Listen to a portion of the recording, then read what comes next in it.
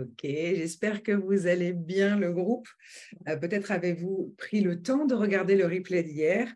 Hier, nous avons parlé dans le live du flash de Carl Gustav Jung. Vous savez que le MBTI est intégré au flash sans questionnaire. Le MBTI, pour ceux qui ne savent pas, c'est ce qu'on appelle un assessment, un test de personnalité qui a été créé en 1943 par mère et fille Katharina Cook-Briggs et sa fille Isabelle Briggs-Myers, parce que les femmes avaient besoin de trouver du travail. À l'époque, les femmes ne travaillaient pas, les hommes étaient au front pendant la guerre, etc. Donc, ça a été créé d'après les travaux de Carl Gustav Jung. Donc, hier, on est venu vous présenter le flash de Jung et mardi prochain, j'ai réfléchi au profil que nous allions regarder et je vais vous en donner un aperçu ici. Dans le module de formation qui explique où se trouvent les données du MBTI dans le flash, il y a un moment où, à chaque fois qu'il y a une connexion, une connaissance, les flashs des individus en question sont présentés. Donc ici, il y a un résumé. Bien d'accord que vous n'avez pas tout l'écran comme vous aurez pu le voir dans le replay hier du profil. Cependant, on a l'essentiel pour les initiés, puisque les néophytes ne comprennent pas toujours ce qui se passe, mais avec les 5 dimensions, on connaît les préférences comportementales et les systémiques les plus récurrentes, des autoroutes émotionnelles et comportementales, mais on a aussi la connaissance du cerveau dominant en matière de décision.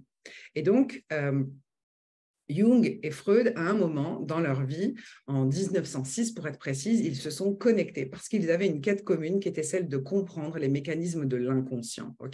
Donc, c'était des gens qui étaient capables d'amener de nouveaux raisonnements.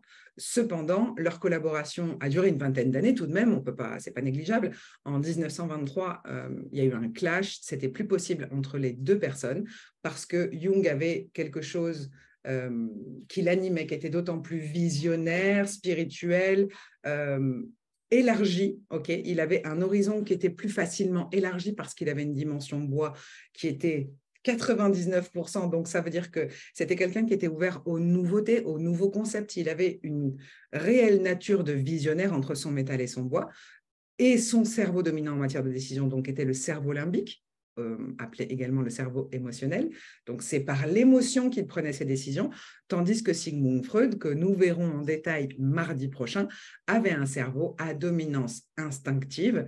Donc, on comprend mieux que l'inconscient pour Freud, c'était systématiquement les réflexes, j'ai envie de dire impulsifs, en lien avec le sexe, il fallait que ce soit animal, et qu'à un moment, cette dissonance de vision a créé le clash et au lieu de rester le digne héritier de Freud, Jung a pris son chemin, a osé sortir des sentiers battus, comme on le disait hier. Et on le verra en détail mardi prochain. Si tu as envie d'en savoir plus, tu as le lien apparent dans le post qui accompagne cette vidéo, de façon à l'enregistrer, puisque tous les mardis, ça sera le même lien. Il n'y a pas d'inscription préalable, c'est-à-dire que tu cliques sur le lien, tu rentres. Alors, par contre, ce qui est sympa, c'est si tu rentres, qu'on voit ton nom, qu'on voit ta bouille, même si tu ne veux pas poser de questions, qu'on puisse savoir qui est là, parce que les gens qui se cachent, ce n'est pas vraiment cool, en fait, pour les autres. Donc, mardi prochain, tu es convié à nous rejoindre. On va travailler sur le profil de Sigmund Freud. Et je voulais faire une petite aparté, ou un petit aparté, je crois que c'est masculin, sur justement l'idée, la notion reptilien. Quand il y a une carence de culture générale, reptilien égale serpent. La série V, tu connais? Non, en fait, reptilien, ça veut dire cerveau archaïque, le cerveau instinctif, le cerveau primitif. Et justement, mardi prochain, on va te donner toutes ces notions qui vont démystifier un peu les amalgames brouillons parfois parce qu'on n'a pas les connaissances et qui permettent de comprendre qu'une personne qui fonctionne principalement sur son cerveau reptilien, c'est quelqu'un qui a du flair, c'est quelqu'un qui a de l'instinct, c'est quelqu'un qui, on ne confond pas l'instinct et l'intuition, mais c'est quelqu'un qui va énormément avoir de capacités à ce niveau-là. Et souvent, d'ailleurs, on retrouve ce cerveau dominant en matière de décision chez les gens qui font des jobs au plus proche de l'humain, souvent dans la manipulation physique, genre ostéo, éthiopathe, kiné, etc. Et en fait, ils sont exactement dans leur zone de génie parce qu'ils savent à l'instinct où est-ce qu'ils doivent aller toucher, tripoter, déboîter, remboîter.